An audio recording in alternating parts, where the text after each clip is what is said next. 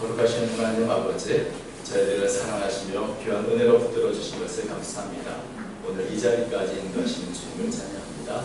날마다 저희의 부족함과 연약함을 아시는 주님께서 힘과 능력을 공급해 주심으로 세상에 나가 빛과 수고의 역할을 감당하는 그리스도인을 살기 부족하도록 도와주옵소서.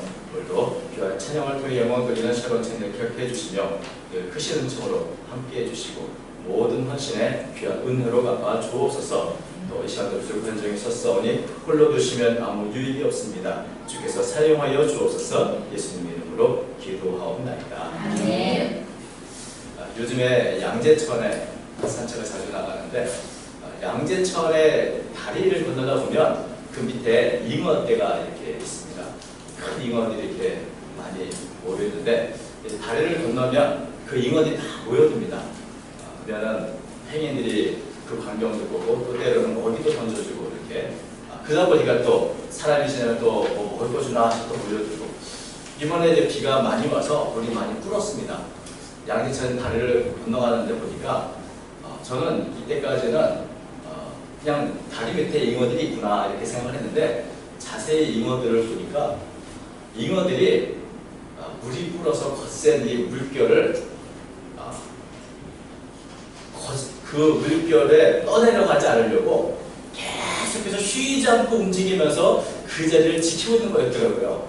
저는 그냥 당연히 다리 밑에 잉어가 있겠지 했는데 그게 아니고 잉어도 그 자리를 지키기 위해서 쉬지 않고 움직이고 있다. 그래서 조금 움직이지 않고 가만히 있으면 금세 쭉 내려가서 4-5m씩 떨어지고 또 돌아오고 이런 것을 보면서 참 송사리가 물결을 거슬러 흘러간다는 얘기를 많이 들었는데 우리가 겉으로 보기엔 유일하게 떠있는 저 잉어들도 사실은 부단히 자기 자리를 지키기 위해서 힘들게 헤엄쳐서 지키는구나. 이것을 보면서 부단히 움직이지 않고 행동하지 않고 멈춰 있으면 그대로 있는 게 아니고 떠밀려 가는 거다 하는 교훈을 얻었습니다. 우리가 무심코 보면 아무것도 아니지만 가만히 관찰해 보면 우리가 참 여러 가지 교훈을 받을 수 있는 위대한 광경이나 큰 광경을 많이 있습니다. 양재천 물가에 앉아서 흘러가는 물을 보면 그냥 물이 흘러오르나 이렇게 생각했지만 여러분 물결이 흘러가는 것을 하나하나 한번 살펴보십시오. 물결의 파동과 바위에서 흐르는 그 물의 물결 자세히 보면 수천 갈래 수만 갈래로 갈라지지만 그게 다 질서가 있습니다. 질서를 따라서 마치 작은 우주처럼 참 그렇게 나름의 질서를 갖고 이렇게 흐르는 것이었구나 하는 것을 보게 됩니다. 우리가 우리 주변에 우리가 때로는 알아보지 못하지만 위대한 광경들이 참 많이 있습니다. 우리가 너무 바쁘거나 관심이 없거나 또는 건성으로 보아서 알 수 없지만 정말 우리가 관심 가지면 세상에 이런 일이 있구나 하고 생각하는 그런 위대한 광경들이 많이 있는 것입니다. 오늘 본문에는 이 모세가 목격했던 신비한 큰 광경에 대해서 말씀하고 있습니다.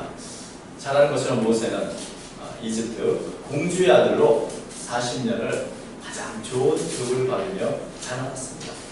40세에 자기 민족을 돕겠다고 결국 애굽 사람을 죽이게 됩니다.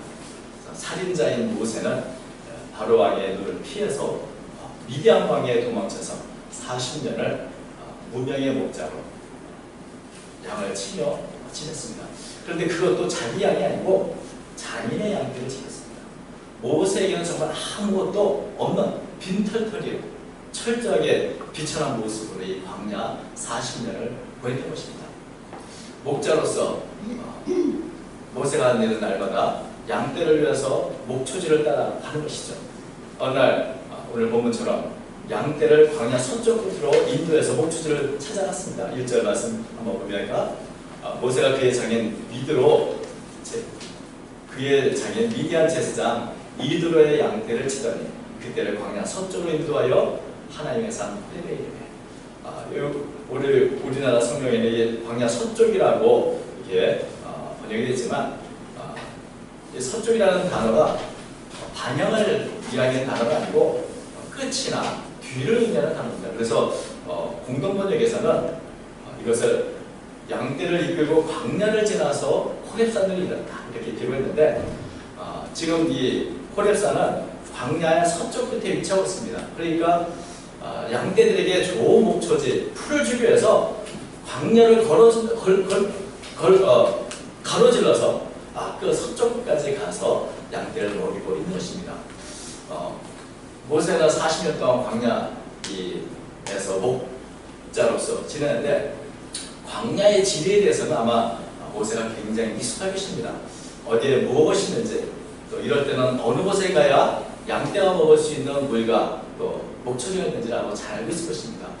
저는 군생활을 군종으로 경기도에 있는 최전방 철책에서 근무를 했는데 거의 매일 밤 커피를 들고 철책 근무하는 이 초소지를 따라다녔습니다. 그래서 그들에게 커피로 위문도 하고 또 전도도 하고 이렇게 했었는데 그렇게 1년을 지내다 보니까 우리 부대가 맡은 이 철책의 경계는 처음부터 끝까지 그야말로 눈을 감고 갈 정도로 눈에 환합니다. 1년만 같은 길을 이렇게 다녀도 이렇게 환하게 눈을 감고 가도 될 만큼 환하다면 40년을 광야에서 양떼를 치면서 지냈던 이 모세는 광야가 얼마나 익숙하겠습니까? 어디에 무엇이 있는지 이런 광야 생활에 한 번도 본 적이 없는 것도 없고 전혀 새로운 것도 없고 뭐 40년을 보냈으면 다 그것이 그 모양이지 맞아 그렇지 하면서 놀랄 일이 하나 없을 것입니다. 그런데 모세는 지금 40년 동안 한 번도 본 적이 없는 새로운 광경을 보게 되었습니다. 2절 말씀 보니까 여호와의 사자가 떨기나무 가운데서부터 나오는 불꽃 안에서 그에게 나타나시라. 그가 보니 떨기나무에 불이 붙었으나 그 떨기나무가 사라지지 아니하는지라. 이에 모세가 이르되 내가 돌펴가서 이 큰 광경을 보리라. 떨기나무 어찌하여 타지 아니하는고. 떨기나무는 광야에서 흔한 보잘것없는 이 덤불 같은 나무입니다. 광야의 지천으로 깔리는 나무이기 때문에 떨기나무가 새로운 것은 없습니다. 근데 이 떨기나무는 광야의 이 태양에 열리기 때문에 바짝 말라게 있고 또 이 많은 나무들이 서로 붙이다 보면 불이 붙고 그러면 이 떨기나무가 순식간에 불이 붙고 화냥 타버려서 재가 되는 그런 일이 종종 있습니다. 광야에서 그런 광경은 흔히 있는 일입니다. 전혀 새로운 것이 없는 일이죠. 그런데 이번엔 떨기나무에 분명히 불이 붙었는데 이전에 본 것처럼 이제 다 없어지겠지라고 생각했지만 이 떨기나무는 불이 붙은 대로 계속 사라지지 않는 겁니다. 이것을 보고 모세는 놀랐습니다. 이 위대한 광경을 내가 가서 가까이 가서 봐야겠다. 여러분, 이게 우리가 보기에는 그렇게 위대하거나 또 큰 광경이라고 볼 만한 게 없습니다. 가시덤불에 불이 붙었다. 그게 사라지든 사라지지 않든 그게 무슨 대수겠느냐라고 우리는 생각할지 모릅니다. 그런데 광야 40년을 한 모세에게는 이런 광경은 있을 수가 없는 광경이고 이것이 위대한 광경이라는 것을 모세는 알아본 겁니다. 이게 왜 그렇지? 이럴 수가 없는데 여러분 사실 이렇게 떨기나무에 불이 붙었으나 타서 없어지지 않는 것을 보고 모세처럼 위대한 광경이라는 걸 알아볼 수 있는 사람이 얼마나 될까요? 아마 그 누구도 이것을 보고 위대한 광경이라고 말할 수 있는 사람은 없을 것입니다. 이것을 정말 아는 사람만 알고 보이는 사람에게 보이는 놀랍고 위대한 광경인 것입니다.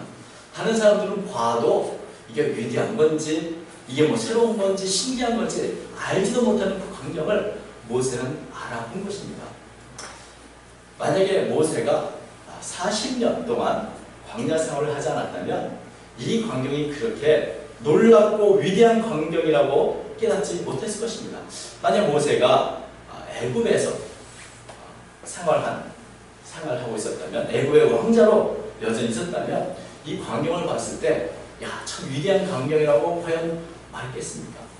그까짓 것 아무것도 아니지 라고 생각을 했을 것입니다. 모세가 그 당시에는 자신이 큰 광경이라고 말한 것들은 어떤 것이었을까요? 분명히 애굽의 화려하고 찬란한 여러 가지 물품을 보면서 위대하다, 위대하다 이렇게 말했을지도 모릅니다. 그러나 지금 모세는 40년의 광야 생활을 하면서 달라졌습니다. 세상을 바라보는 눈도 달라졌고 또 세상에서 정말 무엇이 신비로운가 하는 것에 대해서 모세의 눈이 예전과 달라진 것을 보게 됩니다. 모세의 눈이 낮아진 거죠. 여러분, 애굽의 왕자로서 높은 것만 보고 찬란한 것만 보던 사람은 이 작은 일에서 위대한 것을 발견하지 못합니다. 그러나 모세는 이제 눈이 낮아졌습니다. 눈이 낮아지고 보니까 예전에 보이지 않던 것들이 눈에 보입니다. 예전에 볼 수 없던 것들이 보이는 겁니다. 천천히 가면 빨리 갔을 때는 보이지 않는 것들이 보이는 겁니다. 그것은 비록 크고 화려하지 않아도 작고 너무나 작아서 보이지 않는 것, 그 안에서 위대하고 큰 아름다움을 발견해낼 수 있는 것입니다. 사실 이렇게 작은 일들의 눈에 들어오는 것이 은혜입니다. 저는 이 개척교회를 하면서 그것을 많이 느낍니다. 예전에 느끼지 못했던 그 섬세한 하나님과 또 작은 곳에서 일하시는 정말 위대한 하나님의 역사들을 때때로 생각하게 되고 보게 됩니다. 여러분, 우리가 보기에 작은 일이 결코 작은 일이 아닐 수 있습니다. 사과나무에서 나무가 떨어지는 것은 그것은 작은 일이고 평범한 일입니다.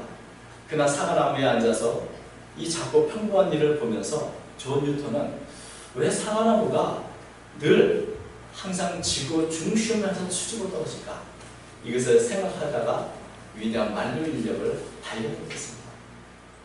우리가 위대하고 중요한 것을 봐도 그 의미를 알지도 못하고 깨닫지 못하기 때문에 심지어는 그 위대한 가격을 놓쳐버리고도 내가 무엇을 놓쳤는지도 모르고 살아가는 게 우리들입니다.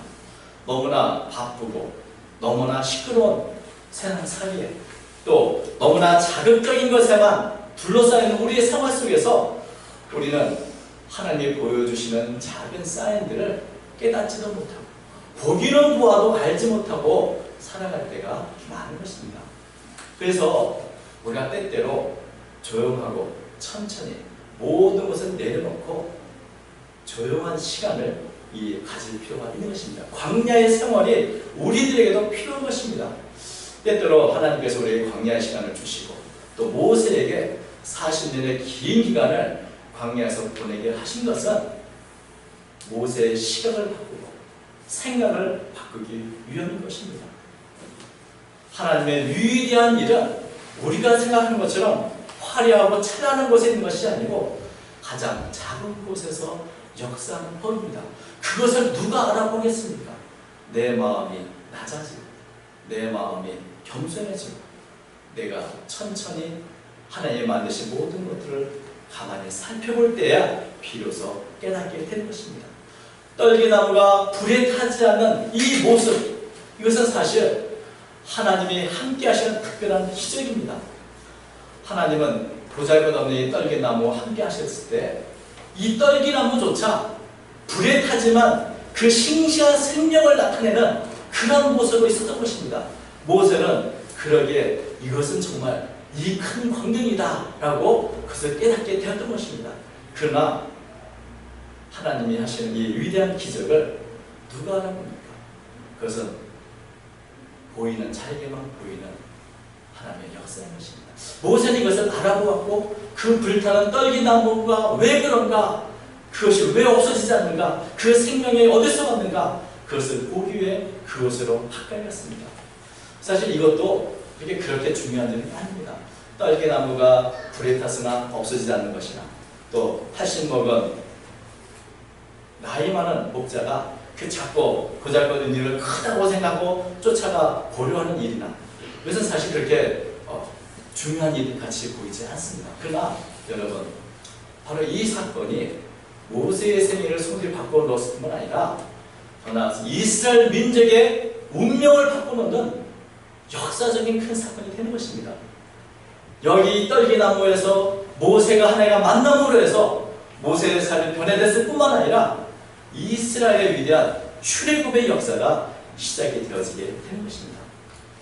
모세가 이 떨기나무에 가까이 갔을 때 그 그때 여호와께서 그가 보려고 돌이켜오는 것을 보신지라 하나님의 떨기나무 가운데서 그를 불러 이르시되 모세야 모세야 하시니 그의 내가 여기 있네. 모세는 이 불타는 떨기나무 가운데서 자신을 부르는 하나님의 음성을 들었습니다. 80이 돼서야 비로소 모세는 하나님의 음성을 듣게 되었습니다.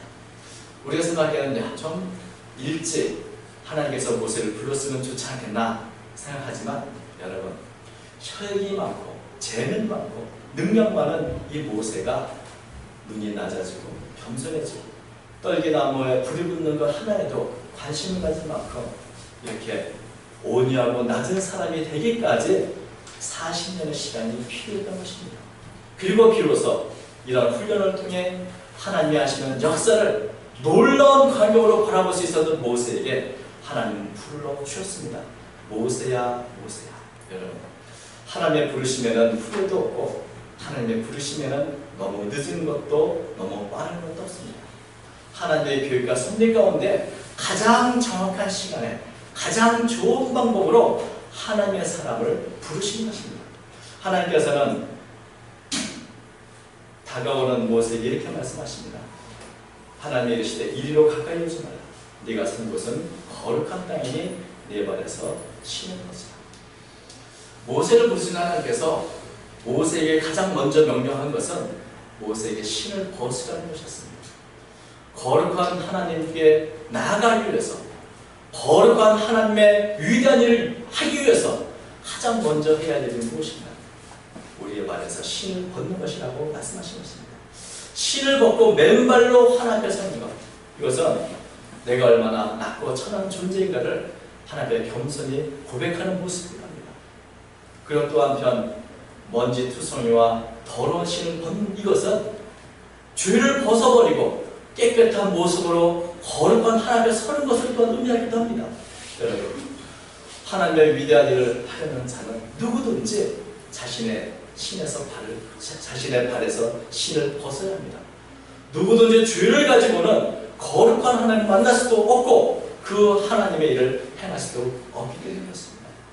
우리는 모세를 이스라엘 구원자로 부르셨을 때 이제고 크고 위대한 일을 시킬 거라 생각할지 모르지만 하나님이 모세에게 가장 먼저 요구한 것은 내 발에서 신을 벗으라는 것이었습니다. 하나님 앞에 설 수 있는 깨끗한 사람이 되어야 하는 것입니다. 하나님 앞에 겸손하고 낮은 자세로 서야 하는 것입니다. 내 발에 신을 벗고 맨발로 주님의 뜻을 기다리는 사람, 그런 태도를 가져야 하나님은 그에게 하나님의 비전과 계획을 알려주시는 것입니다. 하나님께서는 모세에게, 신을 벗은 모세에게 자신이 누구인가를 나타내셨고 또 모세를 보신 목적인가를 알려주셨습니다. 6절부터 계속 보니까 또 이르시되 나는 네 조상의 하나님이니 아브라함의 하나님, 이삭의 하나님, 야곱의 하나님이라. 모세가 하나님의 어깨를 두려워하여 얼굴을 가리매 여호와께서 이르시되 내가 애굽에 있는 내 백성의 고통을 분명히 보고 그들의 감독주라 말미암아 부르짖음을 듣고 그 근심을 알고 내가 내려가서 그들을 애굽인의 손에서 건져내고 그들을 그 땅에서 인도하여 아름답고 광대한 땅 젖과 꿀을 줍니다. 곧 가나안 족속, 헷 족속, 아모리 족속, 브리스 족속, 히위 족속, 여부스 족속의 지방에 데려가려 합니다. 하나님께서는 하나님의 누구신가를 나타내주셨고 또 분명하게 이스라엘 백성을 향한 하나님의 계획이 무엇인지를 알려주셨습니다. 여러분, 여기 말씀 보니까 하나님은 이스라엘 백성이 애굽에서 당하는 고통을 분명히 보았다 말씀하십니다. 이 분명히 보았다는 말은 원문에 보면 보고 또 보았다는 그런 말입니다. 보았다는 말을 거듭해서 반복해 말씀하신 것입니다. 이스라엘 백성의 고통을 그냥 건성으로 대충 보신 것이 아니고 보고 또 보며 세밀하게 살펴보셨다는 말씀입니다. 또한 하나님은 부르심을 들으셨다고 말합니다. 백성들이 감독절로 인해서 핍박을 당하고 고통을 당하는 그 소리를 하나하나 다 귀를 기울여 듣고 계셨다는 것입니다. 그래서 주님은 백성들의 근심을 알고 계셨다고 말합니다. 이 근심이라는 말은 육체나 정신적인 고통이나 괴로움, 슬픔, 이 모든 것을 포함하는 단어입니다. 하나님께서는 이스라엘 백성들의 세밀하게 그들의 고통과 슬픔을 보고 계셨고 그들의 부르짖는 소리를 듣고 계셨고 그 모든 백성들의 고통과 연약함을 채우라고 계셨습니다. 그리고 이제는 모세를 부르시고 이제는 하나님께서 직접 아름답고 광대하고 적과 꿀이는 그런 땅으로 이 이스라엘 백성을 인도하겠다고 말씀하십니다. 이런 하나님의 계획과 비전을 모세에게 알려주시고 이제 이 일을 위해 모세로 하여금 가라고 명령하십니다. 이제 가라. 이스라엘 자손이 부르짖음이 되게 해달라고 애굽 사람이 그들을 괴롭히는 학대도 내가 보았으니 이제 내가 너를 바르게 보내어 너에게 내 백성 이스라엘 자손을 애굽에서 인도하여 내게 하리라.